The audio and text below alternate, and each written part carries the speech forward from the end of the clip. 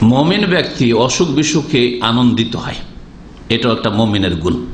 নবী করিম সাল্লাল্লাহু আলাইহি ওয়াসাল্লাম খুশি প্রকাশ করেছেন। এই মর্মে আবু সাঈদ খুদরী রাদিয়াল্লাহু তাআলা আনহু থেকে বর্ণিত হাদিস শোনাই যে বলছেন তিনি যে আন্নাহু দাখালা আলা রাসূলিল্লাহ ওয়া হুয়া মাউউকুন আলাইহি কাতিফা। রাসূলুল্লাহ সাল্লাল্লাহু আলাইহি ওয়াসাল্লাম কে একদিন জ্বর হয়েছে। হুম্মা মানে জ্বর, এটা সাধারণ আরবি, আর ওয়াকুন মানেও জ্বর হয়। নবী করিম সাল্লাল্লাহু আলাইহি ওয়াসাল্লাম কে জ্বর হয়েছে, আর রাসূলুল্লাহ সাল্লাল্লাহু আলাইহি ওয়াসাল্লাম জ্বরের অবস্থায় কম্বল জড়িয়ে আছেন। ফাওয়াদা ইয়াদাহু আলাইহি ফাওয়াজাদা হারারাতাহা ফাওকাল কাতিফাতি। রাসূলুল্লাহ সাল্লাল্লাহু আলাইহি ওয়াসাল্লামের গায়ে হাত দিলে দেখলেন যে এত তাপ, শরীরে জ্বরের তাপ যে চাদর বা কম্বলের ওপর থেকে উপলব্ধি করা যাচ্ছে।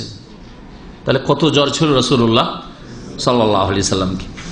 ফাকাল আবু সাঈদ খুদরি বলছেন, মা আশাদ্দা হুম্মাকা ইয়া রাসূলুল্লাহ, ইয়া আল্লাহর রাসূল, আপনাকে এত জ্বর, কত প্রচন্ড জ্বর আপনাকে। মা আশাদ্দা হুম্মাক, প্রচন্ড জ্বর কি আপনাকে? কালা, তখন রাসূলুল্লাহ সাল্লাল্লাহু আলাইহি ওয়াসাল্লাম বললেন, ইন্না কাযালিকা, আমরা নবীরা এইরকমই। ইয়াশতাদ্দু আলাইনাল বালা, আমাদের বালা মুসিবত বা অসুখ বিসুখ কি হয়? খুব কঠিন হয়। অসুখ বিসুখ কি হয়? ইয়াশতাদ্দু, কঠিন হয়। ওয়ায়ুদাআফ লানাল আজর, এবং আমাদের প্রতিদান নেকিকেও বহুগুণ করা হয়। বালা মুসিবতে বেশি হয় আর নেকিকেও বহুগুণ করা হয়। ফাকালা ইয়া রাসূলুল্লাহ, তখন বললেন সাহাবী আবু সাঈদ, হে আল্লাহর রাসূল, আইয়ুন নাস আসাদ্দু বালান, কার উপর সবচেয়ে কঠিন বালা মুসিবত আসে? কালা আলাম বিয়া, নবী রাসূলগণের উপর। সুম্মা সালেহুন, তারপরে নেক লোকদের উপর। ওয়াকাদ কানা আহাদুহুম ইউবতালা বিল ফাকরি হাত্তা মা ইয়াজিদু ইল্লাল আবাআতা, কখনো কখনো নবীরা এত অভাবী হয়েছে, শারীরিক রোগের সাথে সাথে অনেকে এত দারিদ্র্যের শিকার হয়েছে, এত অভাবগ্রস্ত হয়েছে যে একটা চাদর পোশাকও পাই না, একটা লুঙ্গি পাই না যে ব্যবহার করবে, বা একটা চাদর পানি ব্যবহার করবে, এত অভাব দেখা দিয়েছে। এই ছিল নবী করিম সাল্লাল্লাহু আলাইহি ওয়াসাল্লামের হাদিস আল আদাবুল মুফরাদ, ইমাম বুখারী রাহমাতুল্লাহ আলাইহি, তাতে এই হাদিসটি রয়েছে। আল্লামা আলবানী হাদিসটিকে সহিহ বলেছেন। মা আয়েশা রাদিয়াল্লাহু তাআলা আনহা থেকে বর্ণিত একটি হাদিস শোনাই আপনাদের। সময় এগিয়ে চলে যাচ্ছে। কালা রাসূলুল্লাহ সাল্লাল্লাহু কাল, তিনি বলছেন যে সামিউতু রাসূলুল্লাহ সাল্লাল্লাহু আলাইহি ওয়াসাল্লাম, রাসূলুল্লাহ সাল্লাল্লাহু আলাইহি ওয়াসাল্লাম বলতে শুনেছি, মা মিন মুসলিমিন ইউশাকু শাওকাহ ফামা ফাওকাহা, কোন মুসলিমকে যদি একটা কাঁটা লাগে অথবা তার বেশি কিছু কষ্ট হয়, ইল্লা কুতিবাত লাহু বিহা দারাজা, একটা কাঁটাও যদি রাস্তাঘাটে লাগে বা তার বেশি কিছু বালা মুসিবত হয়, তাহলে তাতে একটা মর্যাদা উঁচা হয়। ও মুহাইয়াত আনহু বিহা খাতিয়া, আর ওই একটা কষ্টের কারণে বা একটা অসুখ বিসুখের কারণে তার গুনাহ মাফ করা হয়। এই হাদিস বুখারী তো রয়েছে আর সহিহ মুসলিমও রয়েছে, বুখারী মুসলিমের হাদিস। এখন বিশেষ করে জ্বরের ফজিলত শুনেন। জ্বরের কোন ফজিলত শুনেছেন? যে জ্বর হইলে ওতে সওয়াব রয়েছে। শোনেন এই মর্মে হাদিস। উসমান রাদিয়াল্লাহু তাআলা, তৃতীয় খলিফা, তিনি বর্ণনা করছেন, কালা রাসূলুল্লাহ সাল্লাল্লাহু আলাইহি ওয়াসাল্লাম, আল হুম্মা হাজ্জুল মুমিনি মিনান নার, জ্বর হচ্ছে মুমিনের জাহান্নামের একটা অংশ, যা দুনিয়াতে আল্লাহ দিয়ে দিলেন, আর জাহান্নামে দেবেন আল্লাহ পাক। জ্বর মুমিনের কি? হাজ্জুল মুমিনি মিনান নার, জাহান্নামের একটা অংশ যা মুমিনকে দেওয়া হয়েছে। কিয়ামতের দিনে যে জাহান্নামের একটা অংশ তার আসতো, সেটা আর আসবে না, সেটা দুনিয়াতেই দিয়ে দেওয়া হয়েছে ইয়াউমুল কিয়ামা। আল্লামা আলবানী হাদিসটিকে সহিহ বলেছেন, সহিহুল জামির 3186 নম্বর হাদিস।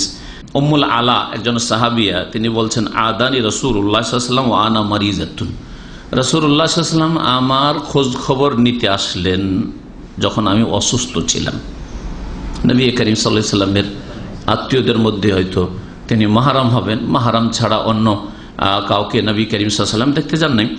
ফাকাল আবশিরি ইয়া উম্মাল আলা, তুমি সুসংবাদ গ্রহণ করো হে আলার মা উম্মুল আলা, ফাইন্না মারদাল মুসলিমে ইউযহিবুল্লাহু বিহি খাতায়া কামা তুযহিবুন নারু খাবাসা যাহাবে ওয়াল ফিদ্দাতে।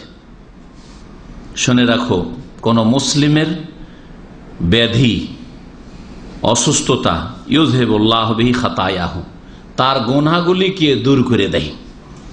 কামা তুযহিবুন নার, যেমন আগুনে স্বর্ণ এবং চাঁদিকে পোড়ালে, জ্বালালে স্বর্ণ এবং চাঁদিতে যে খাতগুলি রয়েছে সেগুলিকে দূর করে দেয় এবং খাঁটি স্বর্ণ চাঁদি থেকে যায়। ঠিক তেমনি একজন মুমিন খালিস মুমিন হয়ে যায়, তার উপরে যে গুনাহগুলি ছিল বা তার আমল নামে গুনাহগুলি ছিল সেগুলিকে আল্লাহ পাক দূর করে দেন এই ব্যাধির মাধ্যমে। হাদিস আবু দাউদে রয়েছে, হাদিসটি সহিহ বলেছেন আল্লাহ আলবানী। অসুস্থ অবস্থায় মানুষ অনেক ইবাদত বন্দেগী করতে অক্ষম হয়ে যায়।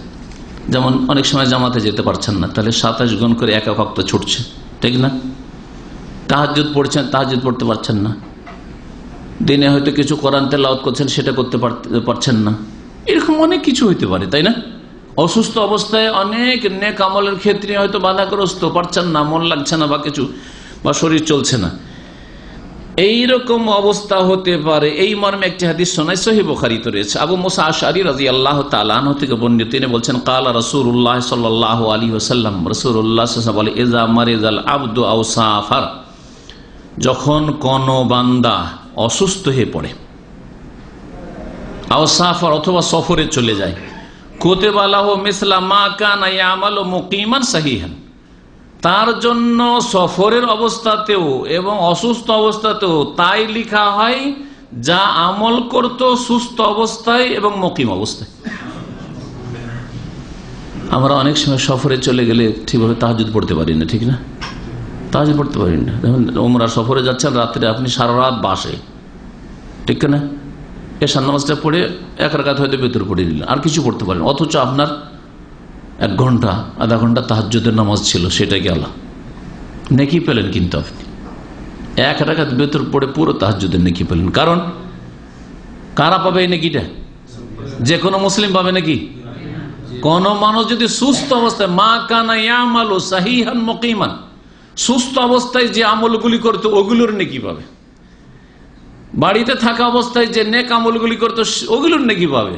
তাহলে বোঝা গেল যে আপনাকে আমলকারী হইতে হবে। তাহাজ্জুদ গুজার লোক তাহাজ্জুদ না পড়েও নেকি পাবে অসুস্থ অবস্থায়, যতদিন অসুস্থ থাকবে, ঠিক না?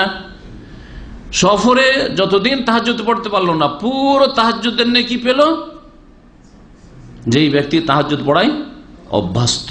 এইরকমই যে কোনো নেক আমল হোক না কেন, সকাল সন্ধ্যার জিকির আজকার, সকাল সন্ধ্যার জিকির আজকার হয়তো আপনি পড়তে পারলেন না, কিন্তু আপনার পড়া অভ্যাস রয়েছে। তবে বাধা যদি থাকে অসুস্থ অবস্থায়, এগুলোতে বাধা হওয়ার কথা নেই সাধারণত, কিন্তু অনেক সময় হয়তো এমন অসুস্থ যে আপনি আর পারছেন না, খুব বেশি অসুস্থ, আপনার জবান চলছে না অথবা আপনি পারছেন না, সেটা আলাদা কথা। অসুস্থতার ক্ষেত্রে আরেকটি হাদিস হয়েছে যে অসুস্থ ব্যক্তিকে আল্লাহ পাক পানাহার করান। অনেকে দেখা যায় অসুস্থ, দীর্ঘদিন ধরে অসুস্থ, কিছুই দানা পানি খেতে পারে না, তারপরে বেঁচে আছে। এটা সুস্থ মানুষ ওইভাবে থাকতে পারতো না হয়তো। এই মর্মে একটি হাদিস শুনে আপনাদের। উকবা বিন আমির জোহানী রাদিয়াল্লাহু তাআলা আনহু থেকে বর্ণিত, তিনি বলছেন যে কালা রাসূলুল্লাহ সাল্লাল্লাহু আলাইহি ওয়াসাল্লাম, রাসূলুল্লাহ সাল্লাল্লাহু আলাইহি ওয়াসাল্লাম বলেছেন, লা তুকরিহু মারদাকুম আলা তা'আমি ওয়াশ শারাব, তোমাদের অসুস্থ ব্যক্তিদেরকে পানাহারের জন্য জবরদস্তি করিও না। অনেক সময় ছেলেমেয়েরা খেতে না চাইলে জবরদস্তি করে, হ্যাঁ, ঠুসি ঠুসি খাওয়াচ্ছে না, এটা না, ওই সব খাওয়ায় না। অনেক সময় হয় কি রিয়াকশন হয়ে যায়, বেশি করে চাপ দিয়ে খাওয়াচ্ছেন, দিল বমি করে, হ্যাঁ, রুচি হচ্ছে না, খেতে পারছে না। জবরদস্তি করে না ছেলে মেয়েদের ওপর। যদি অসুস্থ থাকে তাহলে, বা যে কোনো ব্যক্তি যদি অসুস্থ থাকে, খেতে বলো, ঠিক আছে, কিন্তু যদি বলে যে না আমার রুচি হচ্ছে না, আমি খেতে পারবো না, খেতেই হবে, জবরদস্তি করিয়েন না। ফাইনাল্লাহ তাবারাকা ওয়া তাআলা ইউতইমুহুম ওয়া ইয়াসকিহিম, কারণ আল্লাহ পাক অসুস্থ ব্যক্তিদেরকে খাদ্য দান করেন এবং পানীয় দান করেন। হাদিস তিরমিজিতে রয়েছে, ইবনে মাজাতে রয়েছে। আল্লামা আলবানী রাহিমাহুল্লাহ হাদিসটিকে সহিহ বলেছেন। আগের যে হাদিসটি বললাম, কি হাদিসটি বলেছিলাম মনে আছে? হাদিস সহিহ বুখারীতে রয়েছে। ইযা মারিজাল আবদু, কোন বান্দা যদি অসুস্থ হয়, হ্যাঁ, অথবা সফরে চলে যায়, তাহলে সুস্থ অবস্থায় এবং বাড়িতে থাকা অবস্থায় যতগুলি নেক আমল করেছে, যদি সফর তার জন্য বাধা হয়ে দাঁড়ায় বা অসুস্থতা বাধা হয়ে দাঁড়ায়, তাহলে সবগুলি নেকি পাবে। এই হাদিসটির রেফারেন্স বলা জরুরি।